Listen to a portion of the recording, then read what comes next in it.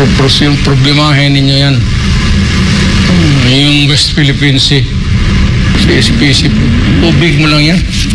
Sabi ko, ilang galon pa kailangan ng China, ibigay mo. Pakihakutin yan lahat ng tubig dyan.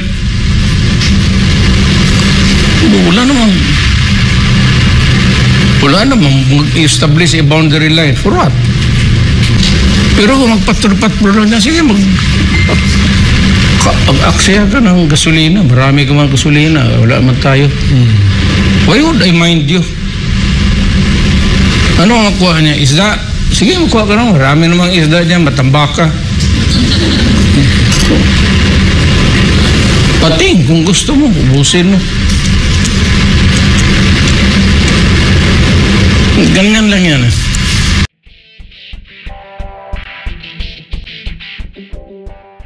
Ganito po yan, noong 2012, nagkaroon po ng standoff dyan sa Scarborough. Ang situation noon, more than 90 ships ng Chinese nag-swarm doon sa loob at labas ng Scarborough. Tapos nagkaroon ng standoff, no?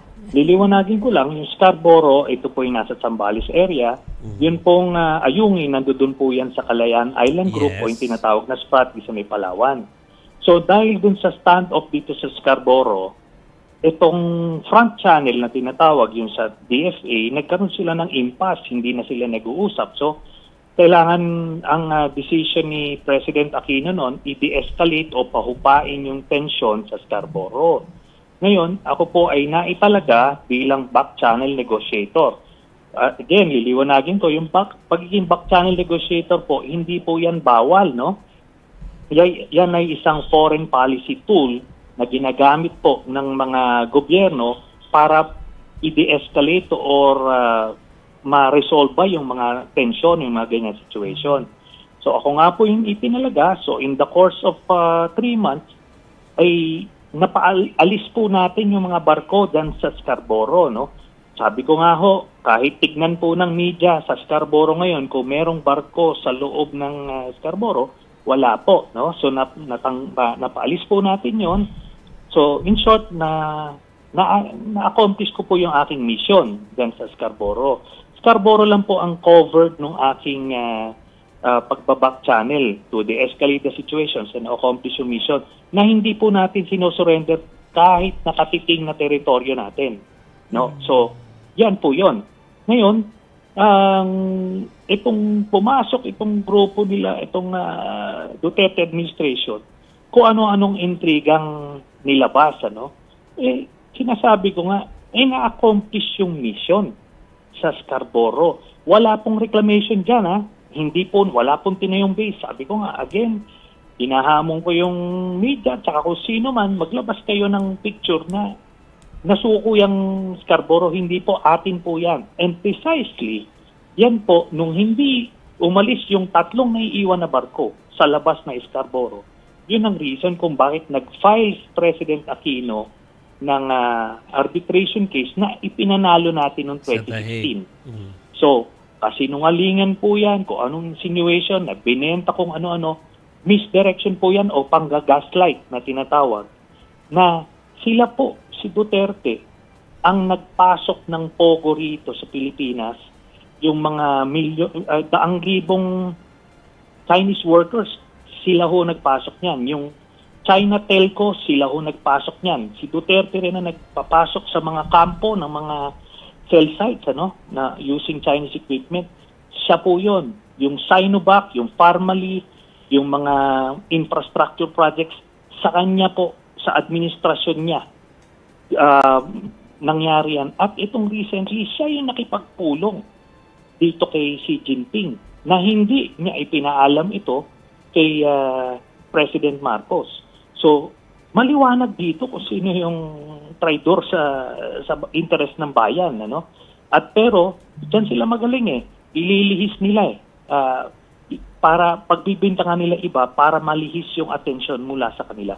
Okay. Senator, ano lang, follow-up lang masaya. So, anong pwedeng learnings doon sa pag-back channel nyo, Senator Trillanes? Dahil kung sabi nyo nga mission accomplished kayo doon sa ano na yun, at napaalis yung karamihan ng mga ship na nandoon from China, no? Ngayon kasi, nauulit nangyayaring hindi maganda di ba? So, ano ba ang pwedeng, ano ba yung learnings doon na pwedeng ulitin just in case? At saka masasabi ba natin na wala talagang kayo lang pwede magsabi nun kung meron bang wala namang ipinangakong anything, di ba? Para lang talagang maging okay yung mission na yun.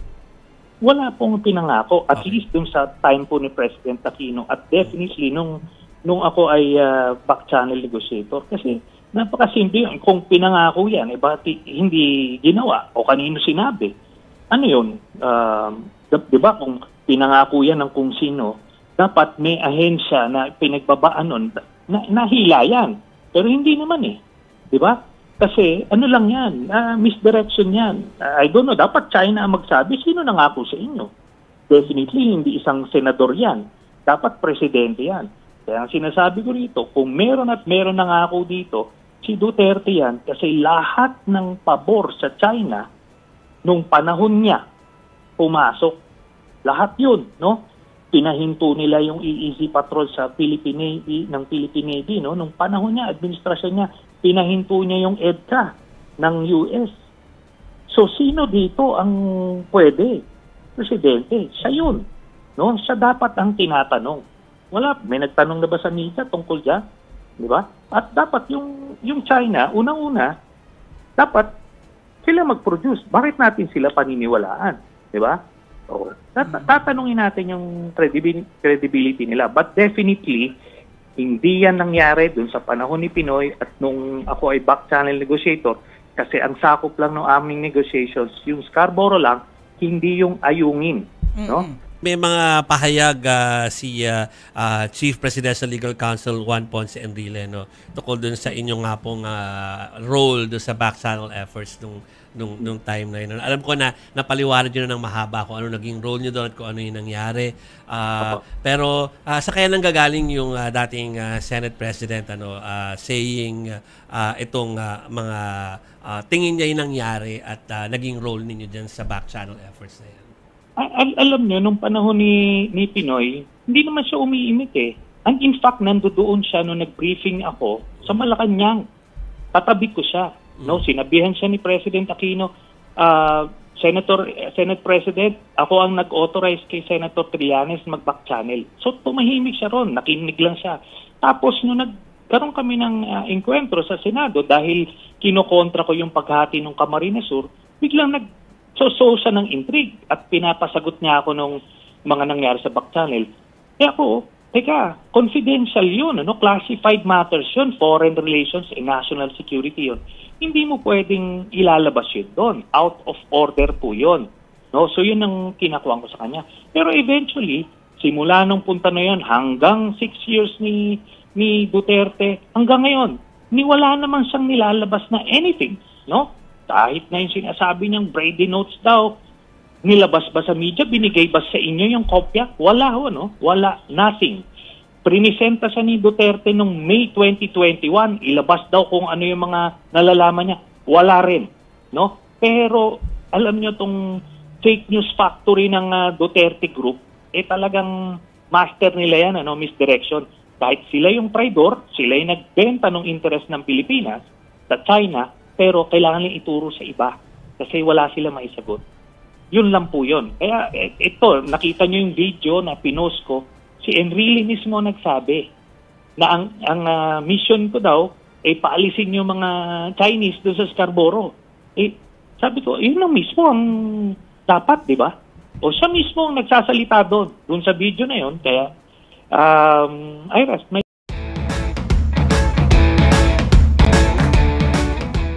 Sure.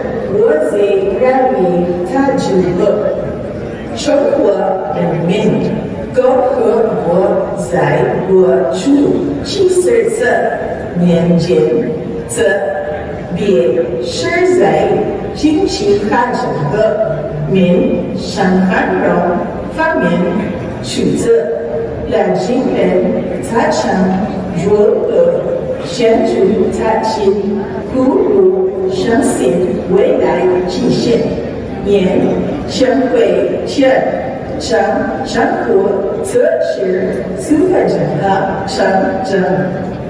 生死是民非中心，是双边关系。我是中年是有两年是建立我们希望我们之间在伙伴关系上，必是才能也贸易也从自开启，和民间关系方面向康和发展国粹，这样下有个新年发展目标，在合作有新感情处，在努力经营和加强我们两国关系在同时，我们可以继续最主要为两国人民互惠互利，并且看专在中心有。我在此彩票费用平转积人民上至其主好中华人民共和国上。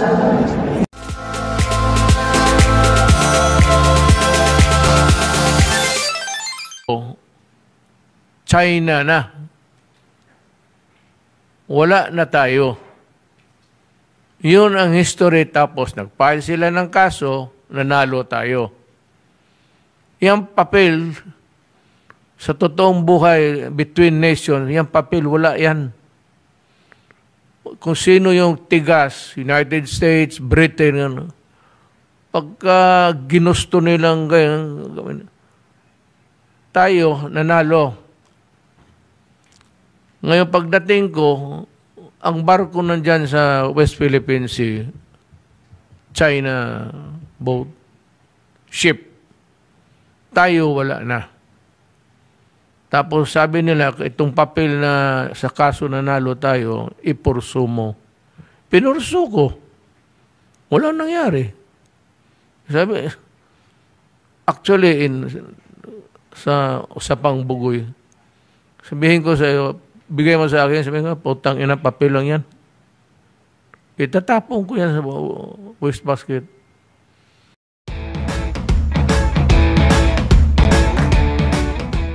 But I cannot.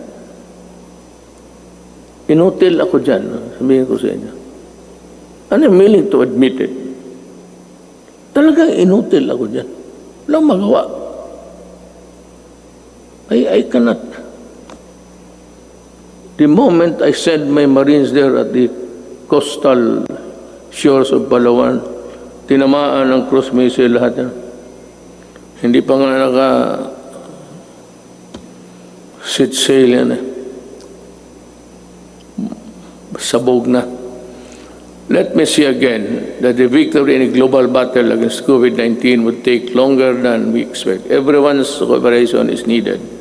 I know that you have, the Filipino people, have sacrificed a lot, but we have no other choice but to work together and to do even more. I must admit that our actions have been far from perfect. Totoo yan, I admit it. And there could be improvements here and there. But all of us in government, including myself, assure you that we will not stop until we get things right and better for you.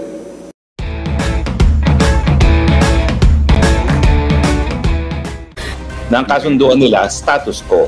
Walang gagalaw, walang maggagawa ng kahit anong improvements at walang magiging problema. So pagdating ko sa ayungin, ang usapan talaga dahil dito sa status quo agreement ng Pilipinas at ng China sa panahon ni dating Presidente Rodrigo Roa Duterte, tubig at pagkailangan dadalhin doon sa Sierra Madre. No? Pero ang reklamo ng mga China ngayon ay taliwas doon sa naging kasunduan nung nakaraan ay nagdadala sila ng mga repair equipment, no, para nga ayusin daw yung Sierra Madre. Kaya ganyan ang naging reaksyon ng China.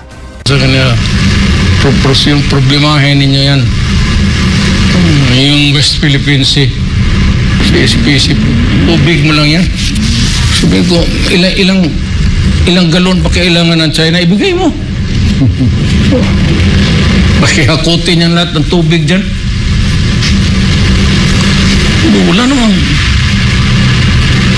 Wala namang mag-establish a boundary line. For what?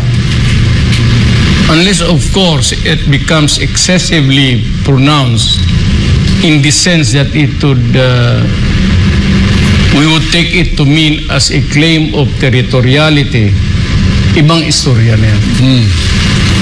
Yan, nagpapaturo na sila, standby sila dyan. So, magpunta na ako kay President Xi Jinping. Sir, bakit naman ganun?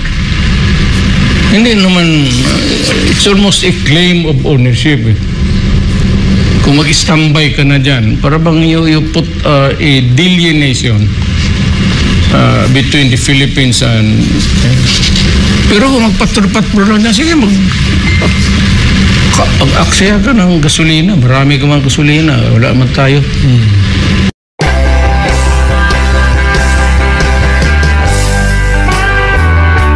This is a capital. Capital ko to eh.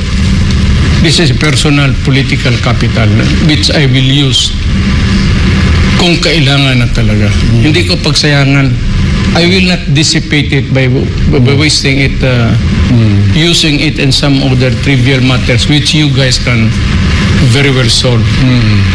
Gamitin ko lang ito pag sabi ko sa kanya, yung problemahin ninyo yan.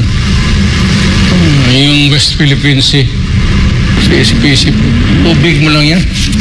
Sabi ko, ilang galon pa kailangan ng China, ibigay mo. Kung ako ng presidente, bakit ako makipagira? Sa totoo lang ha, kaya mga Pilipino, huwag kayong matawa. Baka atakein ako ng mga bugok na scholastics. Yung West Philippine Sea, defining the boundary dito sa West Philippine Sea. It's a body of water known as the West Philippine Sea. And it's not even visible, it's just an imaginary line dividing what belongs to China at what belongs to us.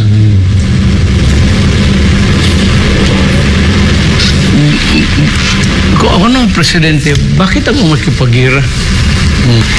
I will send, gusto nila na of course they're the idiots, what else? But to take a strong hand. By what? Strong hand by what? Ilagay ko ang Navy doon sa, tapos pagdating ng Navy ng China, which is 1,000 times over stronger than us. When I put my soldiers there on this slaughter, sabi ko, usap na lang tayo. So what I did, kaya nga, I took the pains of just being patient and being humble. Kung baba ako, para lang magpag-usap, huwag na tayo mag-away nito. And to the credit itong pagka-statesmanship ni Xi Jinping, nung una medyo siya, hindi naman ayaw palaway, but he was a distant star. Pero sa kakita namin the many times that we have met and discussed, nagkaroon kami ng rapport, hanggang nagkaroon kami ng kaibigan, hanggang naging personal na ang pagkakaibigan namin. Kung ngayon, sabi ko, Mr. President, wala man kami ikalaban sa iyo ng gano'n. Kaya hindi ko lang I cannot relate to you exactly what happened. Pero ayaw ko rin sabihin yung mga tao na nandoon kasama ko Pilipino. When I was there in China the other month, nagbakasyon lang ako. I did not know that I was before arriving sa airport sa China, there was already an instruction from the national Chinese government to the locals. Yung sa airport na gusto makipag-usap si President Xi Jinping. So pag tanong ko sa airport, binitawan ko na kaagad yung naka-line up na appointments ko. Sabi ko, I've been summoned by the President of China. So napunta ako. Kaibigan kami. Wala mang magpakumbaba ka lang. Yes, sir. So, story nakakori. Pero, ang istorya namin hanggang doon lang. Kaming dalawa lang. Nagkukumustahan. I never ask how is your... Wala. Kaya yan ang pinasa ko dito pagbalik ko. Pinatawag ako. Alam mo na kung sino. Pinatawag ko doon what was discussed. Sinabi ko. Wala nga pangalan na binanggit eh. Kami lang dalawa talaga ng istorya. Sabi ni maligaya ka ba? Sabi niya, okay ka? Okay man ako. Maligaya ka sa, are you being treated by everybody, by your wife, and your enemies? Okay lang ako. Kumusta lang. Sabi nga, and I value that friendship kasi hindi mo makuha yan basta-basta. Ngayon itong gulo, the trivial things that are happening now between our two countries. Gusto nila ako makialam, sabi ko. This is a capital ko to eh. This is personal political capital which I will use kung kailangan na talaga. Hindi ko pagsayangan. I will not dissipate it by wasting it, using it in some other trivial matters which you guys can very well solve. Lumitin ko lang ito pag sabi ko sa kanila, yung problemahin ninyo yan. Yung West Philippine Sea, SPC, tubig mo lang yan. Sabi ko, ilang galon pa kailangan ng China, ibigay mo. Pakihakutin yan lahat ng tubig dyan.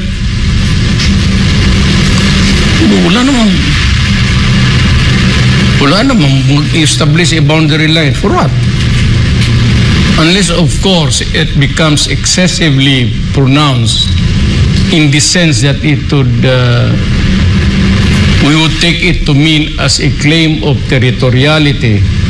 Ibang istorya na yan. Yan, nagpapatro na sila, standby sila dyan. So ako magpunta na ako kay President Xi Jinping. Sir, bakit naman ganun? Hindi naman, it's almost a claim of ownership. Kung mag-standby ka na dyan, para bang you put a delineation between the Philippines and... Pero kung magpatro na dyan, sige, pag-aksaya ka ng gasolina, marami ka mga gasolina, wala man tayo. Why would I mind you? Ano ang makuha niya? Isda? Sige, makuha ka naman. Marami namang isda dyan, matambaka. Pating, kung gusto mo, ubusin mo. Ganyan lang yan. I would not really try to overplay the situation or overuse or ako yung I have this kind of hindi ko hold. It's not, I'm not holding anyone. It's I own this political stock as a former president, which I can use to. So hanggang ngayon, Mayor, your friendship with President Xi Jinping is very close, very strong. Oo, nimbita ko nga siya. Sabi ko, magkain ka doon sa amin kasi si Prime Minister Abiy, the late Prime Minister Abiy, punta sa Davao. Nagkain man siya dyan sa bahay ko. Kaliit-liit ng bahay ko eh. Kumain kami dyan. Really, if you guys don't believe it, go to my house. Makita ninyo kung gaano kaliit ng... Pero I had the goal to invite him for breakfast. The late Prime Minister Abiy, Mayor, pumasok talaga doon. Oh, kain kami. Kain kayo doon. So, ano ang maging reaksyon niya nung nakita niya yung bahay mo? Sabi niya, maliit masyado. Sabi ko na wala man akong palasyo Prime Minister. Kaya hindi man siya napunta ng Malacanang na ano. Sabi niya, do you think it's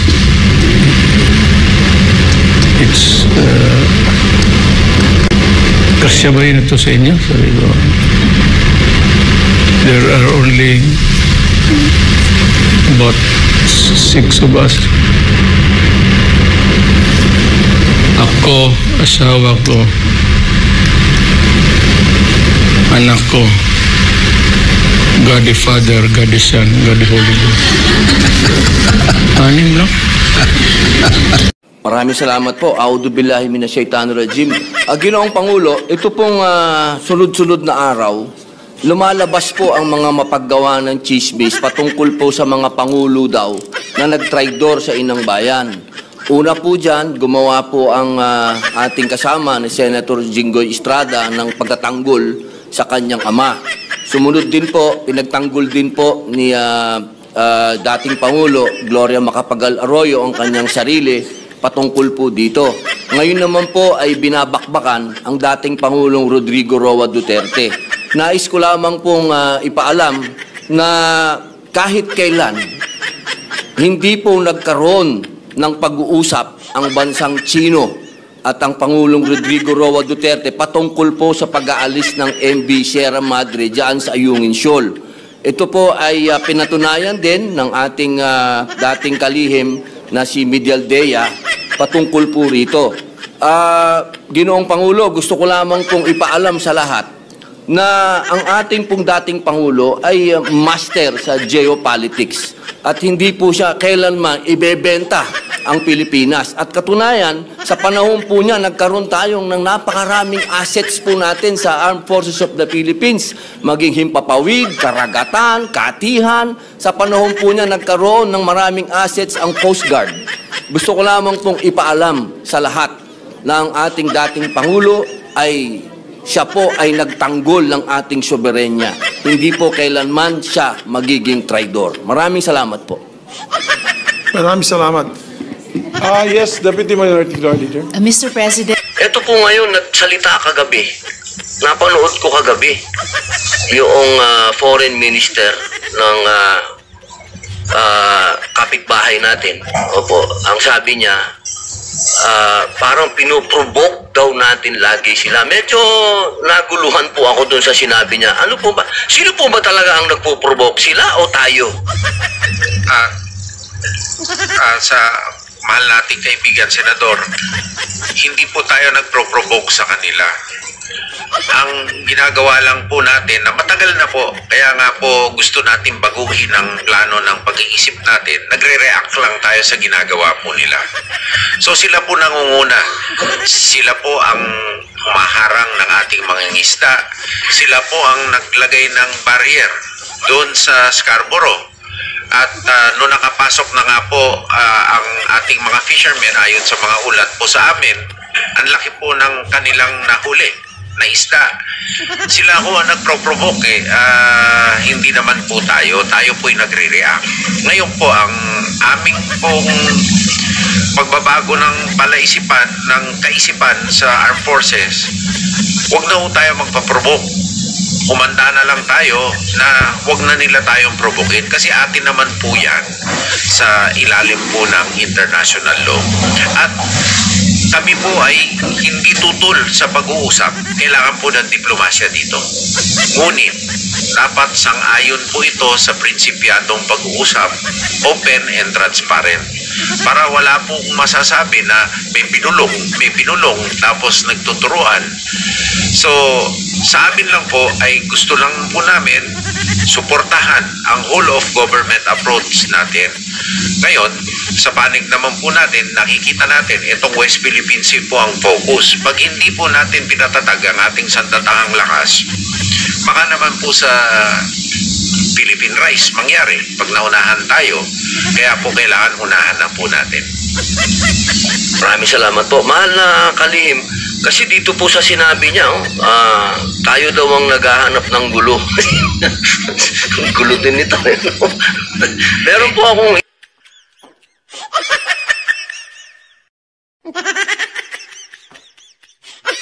Kaya ang pwedeng sumagot kung...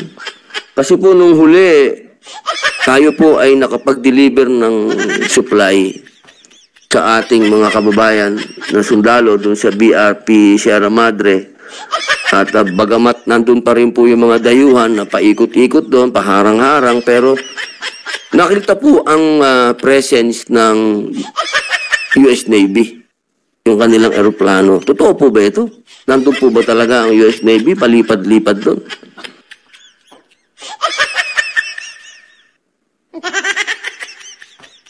Yes, sir. We acknowledge, sir, yung presence ng Poseidon aircraft during the first and the second RORE. I think it's coordinated, sir, sa AFP under the framework ng MDB-SEB yun, sir. Okay, Chairman, may tanong ko lang po kasi US Navy, armed forces na po nila ito, di ba? Ng Amerika. Yung ating po, yung gamit ng dayuhan ay Coast Guard. Wala po ba tayong nababiolate doon? Na ang Coast Guard po kasi parang civilian din naman yan in nature. Tapos tayo, meron na tayong ina-accept po natin na meron na tayong armed forces doon na ng US at Philippine Armed Forces na nandun sa paligid. Sir, yung activity po ng Chinese Coast Guard doon, yun po yung illegal. Yung pong presence ng US military at saka ng Coast Guard and Philippine military doon sa exclusive economic zone natin is within our right po. Meron po tayong MDT. Wala pong question doon, Chairman. Wala pong question doon kung sino yung illegal doon. Ano, ang sinasabo po natin sa Act of War. Wala naman. Hindi po ba yun parang tayo halimbawa, ang itinapat sa atin ay civilian lang. Ang tinapat natin ay armed forces na. Hindi ba po yun parang one step forward tayo? Mr. Chair, hindi naman po, sir. Kasi yung meron naman pong klarong definition ng Act of War. At saka titignan natin, sir, yung Chinese... Ano po ba yung klaro sa inyong Act of War? Pati ba paliwanag din sa amin? Armed attack po yung as defined po ng Article 51 po ng United Nations. Klaro di ba civilian ho yun? Civilian ng Coast Guard. Sa umaaligid-aligid yung sa organisasyon po ng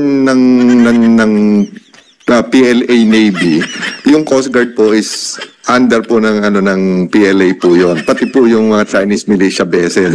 So technically speaking po, hindi po civilian yung nature ng Chinese Coast Guard na nandun. Sa international law, ang Coast Guard ay civilian in nature, sir. Pero acknowledge po ng lahat na under sila po sa... Huwag natin ibahin ng international law, sir. Ang Coast Guard ay civilian in nature. Pulis nga lang yan eh. Pulis ng karagatan. Yung sa atin po yun. Pero yung sa kanila ho, hindi yung pulis karagatan. Coast Guard, sinasabi po ba natin, sir, na ang Coast Guard ng China ay hindi civilian in nature? Sir, nandun po sa mga findings sa mga international law expert, including kung titignan natin yung organization ng People's Liberation Army Navy. Sir, Army Navy po ang sinasabi nyo, Chairman. Ang sinasabi ko po, Coast Guard. Under po sa kanila yung Coast Guard, yung militia. Ay, tama po ito, under ninyo to. Hindi po. Civilian in nature. Sir, binibigyan nyo ng ibang ibig sabihin ng Coast Guard. So, ibig nyo sabihin ng Coast Guard, iba ang definition ng China? Opo. Wow, Talaga lang, Papa, pato kayo nagtataas ng kamay, sir. Chairman, nagtataas ng kamay. You have anything to say, Admiral Abu? Yeah, Mr. Chair, being the representative of the Coast Guard, I think I need to pitch in something in the discussion about the Coast Guard. In our country, the Coast Guard is well under the Department of DOTR Transportation, but we are claiming to be the third and uniform armed service of our country. The Coast Guard of China is under the Chinese Military Commission. The Coast Guard of the U.S. is under the Department of Homeland Security of the United States. So this is almost similar to what military is doing. And Chairman, maputol ko lang po kayo. Opo. Hindi natin pinag-uusapan yung definition ng country. Definition ng country natin, definition ng country ng China, definition ng international law kung ano ang Coast Guard. Okay? Kung ano ang tinatanggap ng international law sa Coast Guard. Ang sinasabi niyo po ba, Admiral, hindi ba po dapat na kayo ang dapat nagpapatrol doon? Para po nyo bang inaamin na hindi nyo kayang pangalagaan ang ating dagat at kailangan natin ng US Navy? Sir, sagutin nyo po. Simple lang naman po yung tanong ko, Chairman. Yeah, Mr. Inaamin po ba natin na hindi natin kaya? Kailangan natin ng US Navy doon, paikot-ikot. The reason why we are asking for the support of the national government in modernizing the Coast Guard, because the Coast Guard right now is entrusted with the national government in handling the issue in West Philippine Sea. Hindi po natin pwedeng sabihin na hindi natin kaya. Kinakaya po natin. We are mastering the much needed courage, determination, and patriotism of our Coast Guard personnel in the area. The reason why we are facing even the biggest among the ships of China Coast Guard, direct China natin. So kaya po nandito kami, ay nangihingi kami ng suporta sa kapulungan ito para matulungan ng Coast Guard to improve our capability. Now, in terms of, may I add, Mr. Chair, in terms of the definition of the Coast Guard based on international law, there is no exact and precise definition that the Coast Guard is not, is a civilian. It depends on how a country, the administration, attaches through legislation the Coast Guard of its particular country. So wala pong exact definition sa international law na tayo ay civilian. That's all, Mr. Chair. Chairman, huwag natin masyadong, kasi mahirap yan eh. Dina-justify natin sa buong mundo may Coast Guard. Okay? Sila ang nagpupulis ng dagat. Ang armed forces, andyan yan paggera na. Huwag natin ibahin eh. Kasi na tayo eh. Ang hirap naman natin na para naman tayong yan eh. Hindi naman kayo ang re-respond. Nangyari na po yan sa Scarborough Show. Sa panahon ng administrasyon dati. Alam naman po natin na nangyari dyan. Nung naglabas kayo ng gray ship, naglabas na rin ng gray ship ang China, kaya nga nagkaroon ng standoff dyan eh. Matuto din po tayo sa nangyari. Hindi naman po, pambihira naman mga kapatid ko. Ang sinasabi ko lamang po, at gusto ko lang malinawan ng lahat, inaamin ba natin na kailangan na natin ng Amerikano dyan? Yun lang naman po eh. Simple lang. Yun po ba? Andun na po ba tayo? One step na po ba tayo forward, mga kapatid? Mga kasama namin sa armed services. Yun po ba? Talaga po bang eto na tayo? Nandito na tayo. Kasama na natin sila. Nandyan na sila. Siguro gustong tukuyin ni Senator Robin na Yusek Madriaga kasi naging successful yung resupply mission natin sa BRP Sierra Madre just a few days ago dahil merong US aircraft na nag-orbit dun sa West Philippine Sea. Is that the main cause? Bakit naging successful yung resupply mission natin? Dahil meron presence ng aircraft ng Amerika? Kasi kung wala, ang siguro ang gustong tanongin ni Senator Robin, kung wala ba yung presence na US aircraft doon, hindi magiging successful yung resupply mission natin sa BRP Sierra Madre. Thank you, Mr. Chair. Hindi po. Ang naging successful po yung RORE natin is dahil sa katapangan at galing ng ating mga Coast Guard at Philippine Navy personnel na at saka yung mga civilian personnel na nandun sa Unay sa May na ano. Yung presensya po ng Amerikano doon is tulong lang po yun sa maritime domain awareness at parang may eye in the sky na nanonood ng buong pangyayari. Did we request the presence of the US aircraft there? May coordination po sa AFP but kahit po pala yung sino tayo bang humingi ng tulong o sila nag-volunteer? Anong coordination? Pwede pong tawagin si J3 pero pwedeng sagutin po. Sir, wala po tayong inaamin at hindi po tayo aamin na hindi natin kaya yung trabaho. Medyo may Amerikano o sinong ibang bansa po kaya po ng Philippine Navy, kaya ng Philippine Coast Guard po yan. Hindi po tayo susuko dyan, kaya may Amerikano o wala. Hindi po tayo aamin na hindi natin po kaya. Kakayanin po natin kahit ano po yung gamit natin. Yan lang po yung gusto namin i-manifest dito sa... Chairman, patutunayan ko po yun. Dahil ako, hindi naman ako Coast Guard. Hindi din naman ako, civilian lang ako. Pero nakapagdala ako ng supply doon sa ayungin. Opo, yun lamang po. Kailangan lang po nating linawin talaga kung bakit may Amerikano doon. Yun lang po ang gusto kong linawin talaga. Bakit handa na ba tayo doon sa usapin na naglagay na pumayag na tayo? Paano kung nagpalipat din ngayon ng dayuhan doon ng eroplano din nila? Ano po kayang reaksyon natin, Chairman? Ano po ang magiging reaksyon natin kapag sila naman ang nagpalipad na doon? Nagpaliparan na sila doon. Tayo na po naipit sa gitna. Yun lamang po, Chairman. Kasi kung tayo lang po, kaya natin, sir. Kayang-kaya po natin. Nandun ako eh. Nakita ko, sir eh. Kasama ko kayo. Nakapag-deliver ako ng supply dun. Yun lamang po. Maraming salamat po, Chairman. Maraming salamat, Senator Robin. Senator Bato? Yeah, with the indulgence of Senator Robin Padilla, gusto ko lang mabigyan ng closure yung issue na binring up ni Senator Robin Padilla as far as Coast Guard is concerned. Dapat klaruhin natin dito. Huwag tayong mag-depend doon sa definition na ibang bansa.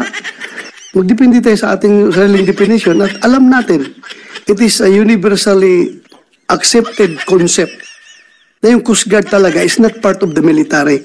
Ang Coast Guard ay isang civilian agency, not part of the military. Kasi mahirap kung magbigay tayo ng gray area for them to misinterpret, overinterpret, or underinterpret. Baka mamaya, diyan magsimula yung problema natin. Kaya gusto ko lang klaruhin yung sinabi ni Senator Robin Padilla na talaga, ang Coast Guard as far as we are concerned is civilian in nature. Civilian talaga ang Coast Guard, hindi yan military.